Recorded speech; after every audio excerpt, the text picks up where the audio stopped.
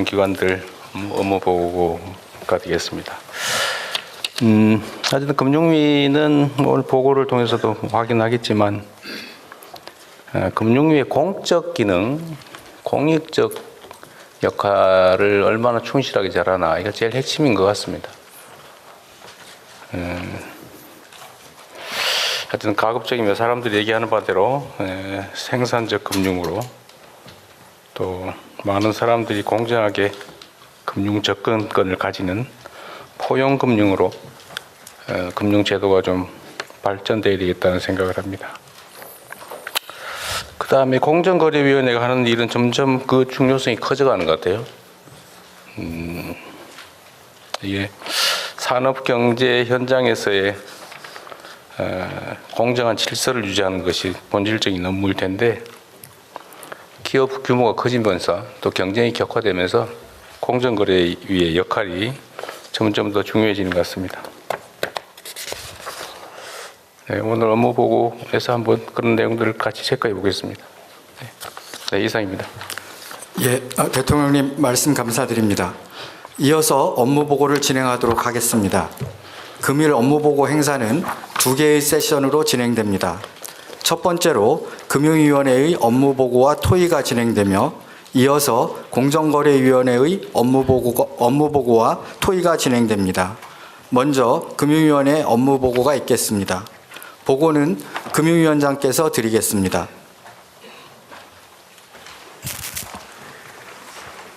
금융위원회 위원장 이호곤입니다. 지금부터 금융위원회 업무 계획을 보고드리겠습니다. 지난 6개월은 시급한 민생 회복과 금융정책의 새로운 기틀을 마련하라는 국민의 명령을 이행하기 위해 숨가쁘게 달려온 시간이었습니다.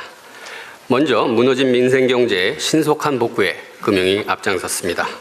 신용사면을 통해 286만 명께 다시 일어설 기회를 드렸고 세도약 기금을 출범시켜 장기 연체에 시달려온 113만 명의 경제복귀 지원을 개시하였습니다. 아울러 대통령님의 현장 간담회 지시 이후 주가조작 근절 합동대응단을 즉각 구성하고 1호, 2호 사건을 신속히 적발해 주가조작 폐가망신의 원칙을 명확히 하였습니다. 이어 150조 원 규모의 국민성장펀드 출범, 금융권의 603조 원 자금 공급 약속, 역사적인 코스피 4000 시대 개막 등 금융이 드디어 미래를 향해 움직이기 시작하였습니다. 내년 우리 경제는 이제 회복을 넘어 잠재 성장률 반등의 원년으로 대도약해야 합니다. 금융이 대전환을 통해 경제 대도약으로 가는 큰 길을 열어가겠습니다. 그 큰 길의 방향은 생산적 금융, 포용적 금융, 신뢰받는 금융 이 세 가지 전환입니다. 중점 추진 과제입니다. 먼저 생산적 금융은 우리 경제의 잠재 성장률 반등을 위한 구체적인 성과를 만들어내겠습니다. 먼저 국민성장펀드가 핵심이 되어 첨단 산업주도 경제 성장을 선도하겠습니다. 글로벌 투자 전쟁에 맞서 공공과 민간이 함께 매년 30조 원씩 5년간 총 150조 원의 자금을 대한민국 20년 성장 동력에 집중 지원하겠습니다. 1차 메가 프로젝트로 AI, 반도체, 2차 전지 등 지역과 산업 생태계 전반의 경제적 파급 효과가 큰 7건을 후보군으로 선정하였으며 금융산업계가 협력하여 또 한 번 대한민국의 성공 신화를 이루어내겠습니다.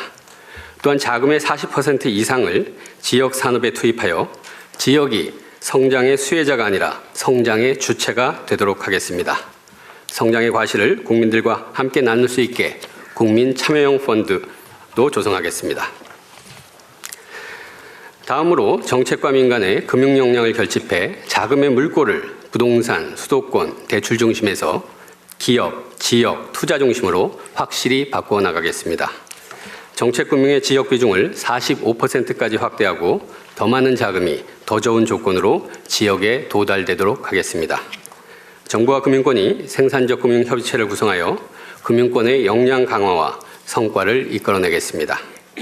은행은 기업의 생산적 자금 공급자로, 증권사는 모금 자본을 책임지는 진정한 IB로 거듭나도록 매월 금융권의 추진 상황을 점검하고 현장의 걸림돌 규제를 개선하여 생산적 금융의 경쟁력을 제고하겠습니다. 자본시장은 혁신 성장의 핵심 플랫폼입니다. 코스피 4천 시대를 이어나가 자본시장 활성화를 지속 추진하겠습니다. 합동대응단 상시와 과징금 상향 등 엄정 제재를 통해 주가 조작 원스트라이크 아웃이 감시, 적발, 제재 전 단계에 뿌리내리도록 하겠습니다. 주주보호 원칙의 확산을 위해 자사주, 합병, 공시 등 자본시장 곳곳에 더 공정하고 투명한 제도를 적용하겠습니다. 마지막으로 국민과 기업이 함께 성장하는 자금 선순환 체계를 이루기 위해서는 혁신 기업의 요람인 코스닥 시장이 제 역할을 해야 합니다. 코스닥의 역동성과 투자자 보호를 강화하여 신뢰와 혁신을 함께 제고하겠습니다. 창업, 벤처, 중소기업의 성장 자금 조달 수단을 확대하고 국내 중시에 대한 투자 요인을 강화하는 방안도 병행하겠습니다. 포용금융은 잔인한 금융 구조 자체를 개혁해 사람 살리는 금융을 구현하겠습니다. 우선 저신용자로 분류되는 분들의 고금리 문제를 개선하겠습니다. 먼저 3에서 6%대의 저금리 서민금융 상품을 새로이 공급하겠습니다.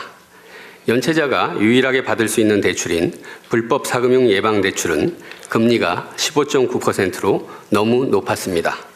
이를 성실 상환 시 5에서 6.3%로 대폭 인하하겠습니다. 기초생활수급자, 차상위 계층 등을 위한 생계자금 대출을 마련하고 채무조정 성실 상환 대출도 3배 이상 늘리겠습니다. 청년에 대해서는 능력보다 가능성을 보겠습니다. 기존 대출 상품이 거절된 청년도 학원비, 창업준비금 등 사회 진입에 필요한 준비자금을 지원받을 수 있도록 청년 전용 마이크로 대출을 신설하겠습니다. 우선 시범 도입하고 적극 확대해 나가겠습니다. 정책 서민금융에서 신용을 쌓아 제도권 금융에 안착하는 구조를 만들겠습니다. 가장 문턱이 낮은 정책 서민금융을 상환하면 금리와 한도가 좋아지고 은행 신용대출인 징검단리론으로 연계해 드리겠습니다. 아울러 공적 인프라로서 금융권의 서민금융 역할을 강화해 중금리 대출과 서민금융 출연 규모를 대폭 확대하겠습니다. 장기 연체와 고강도 추심의 문제도 개선하겠습니다. 우선 채무조정을 내실화해 연체의 어려움을 빠르게 덜어드리겠습니다. 세도약기금은 새출발기금과 달리 고소득자를 원천 배제하고 7년 이상의 장기 소액 채무를 갚지 못하는 정말 어려운 분들의 재기를 돕는 프로그램입니다. 속도감 있게 지원해 나가겠습니다. 이에 더해 앞으로는 금융회사 자체 채무조정과 특례 채무조정을 활성화해 장기 연체 발생 자체를 사전에 방지하겠습니다. 다음으로 금융권의 장기 과잉 추심 관행도 구조적으로 막겠습니다. 과잉 추심 경향이 있는 영세 대부업체가 금융권 대출을 추심할 수 없도록 하고 기계적으로 시효를 연장하거나 대부업체에 넘겨 끝까지 추심하는 금융회사의 관행도 억제하겠습니다. 불법 사금융에 대해서는 한 번의 신고로 추심 중단, 대리인 선임, 계좌 정지, 수사 등 모든 조치를 받을 수 있는 원스톱 보호 체계를 구축하고 피해 확산을 제도적으로 방지하는 법 개정도 추진하겠습니다. 평생토록 든든한 자산 형성과 금융교육도 챙기겠습니다. 청년은 종잣돈 마련이, 고령층은 생활자금 마련이 가장 큰 걱정일 것입니다. 내년 6월 청년 미래 적금이 출시됩니다. 중소기업, 소상공인 청년을 우대하여 초기 자산 형성을 강력히 지원하는 상품입니다. 고령층은 보유주택을 활용해 생활자금을 안정적으로 확보할 수 있도록 취약계층과 인구 감소 지역을 중심으로 주택연금의 보장을 확대하겠습니다. 다음으로 맞춤형 금융교육을 통해 청소년부터 중년, 노년기에 이르는 생애 주기별 금융 역량을 적기적소에 제공하겠습니다. 신뢰받는 금융을 위해 금융정책의 기본인 시장 안정과 소비자 보호를 일관되게 추진하겠습니다. 가계부채, 부동산 PF 등 잠재 리스크를 면밀히 모니터링하고 선제적 시장 안정 조치를 통해 금융시장 안정을 흔들림 없이 지켜나가겠습니다. 또한 금융범죄로부터 금융소비자를 철저히 보호하겠습니다. 징벌적 과징금 도입으로 해킹 재발을 막고 금융회사에게 보이스피싱을 예방할 책임을 부과하겠습니다. 마약, 도박, 초국경 범죄 등에 대해서도 금융 차원의 대응을 강화하겠습니다. 끝으로 국민생활 체감형 금융정책을 지속 발굴해 추진해 나가겠습니다. 사망보험금 유동화 혜택을 요양 헬스케어로도 받을 수 있게 확대하고 치매 가정의 걱정을 덜어드리는 보험과 신탁을 활성화하겠습니다. 생업에 집중하고 있어도 AI 대리인이 자동으로 금리 인하를 요구하는 서비스, 현금 없는 사회에서 미성년자, 채무조정자, 저신용자의 불편을 해소하는 새로운 카드 상품 등 일상에서 느낄 수 있는 금융혁신을 만들어 가겠습니다. 오늘 보고드린 모든 과제는 결국 하나의 질문으로 모아집니다. 금융이 과연 국민의 삶에 도움이 되고 있는가? 이 질문에 대해 금융위원회는 내년에도 현장에서 발로 뛰면서 속도감 있게 국민 여러분께서 체감하실 수 있는 변화를 만들어 성과와 결과로서 답하겠다고 약속드립니다. 이상으로 보고를 마치겠습니다. 감사합니다. 예, 이것으로 금융위원회 업무 보고를 마치고 토의를 진행하겠습니다. 네, 아주 준비를 잘하신 것 같네요. 일단 이 PPT 자료에 있는 것부터 먼저 한두 개 물어보겠습니다. 코스닥 시장 신뢰 제고, 또 혁신 제고, 이게 혁신 기업을 위해서 중요하다 이렇게 얘기하시는 거죠? 네. 근데 이번에 코스닥 시장이 그 코스피 상승률에 한참 못 미치게 상승했죠. 네, 코스피보다는 상승률이 떨어졌습니다. 어느 정도예요? 상대적으로? 그러니까 코스닥이 코스피가 올해 60... 전반 저점 대비 네. 코스닥은 코스피는 되게 한 70%. 네, 60% 후반에서 70%. 그 정도 네. 왔다 갔다 하고 있는데 네. 코스닥은 어땠어요? 코스닥은 제가 한 30% 정도로 기억을 하고 있는데요. 30%대밖에 상승을 절반밖에 네. 못 올랐다는 얘기래요. 네. 그런데 이 코스닥 시장에 대한 불신이 있지 않습니까? 네. 그 불신의 핵심은 부실하다. 언제 저거 동전주 될지 모른다. 그 다음에 주가 조작이 많다. 그죠? 네. 뭐 그런 것 같아요. 근데 그런 문제, 그 다음에 우리는 그 시장에 한번 진입하면 절대로 웬만해서는 퇴출이 안 되잖아요. 그러니까 이게 너무 많다, 종목이. 그래서 새로운 좋은 종목들이 성장하기 어렵다. 뭐 그런 것도 있는 것 같은데. 대책은 어떤 거예요? 네.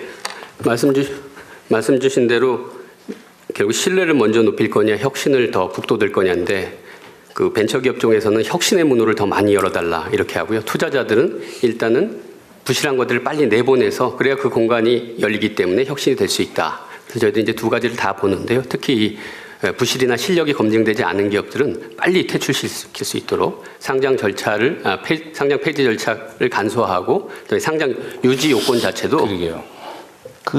일단은 그 상장 폐지든 저 정리하는 거는 제가 대통령 취임한 후에 제일 먼저 갔던 게 증권거래소인데 네. 그때도 그 얘기 했거든요. 좀 진척이 있었어요, 그 사이에. 지금 6개월 지났는데. 네, 그래서 금년에 지금 양시장 보면은 그 상장 폐지가 예전에는 한 3년간에 한 15건이었다면 지금은 한 40건? 뭐 그 정도로. 네. 지금 올해 후반기에 네, 네. 40건이나 퇴출됐다는 거예요? 상장 폐지 결정을 했기 때문에 예, 실제로 이제 거기서 절차를 밟아서 가긴 하지만 네. 그 폐지 결정이 최종적으로 난 건 몇 개나 돼요? 38개. 엄청나게 많이 정리했네요. 그 원래 그거 하면 주식 주주들이 막 데모하고 막 그러잖아요. 소송 들어갔어요? 마이크 대고 얘기하십시오.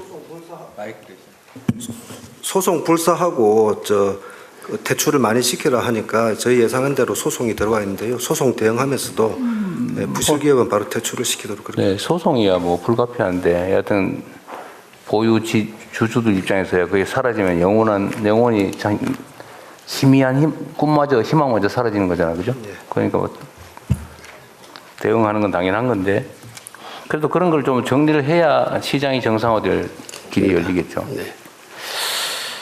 그거 안 하고 시장 정상화.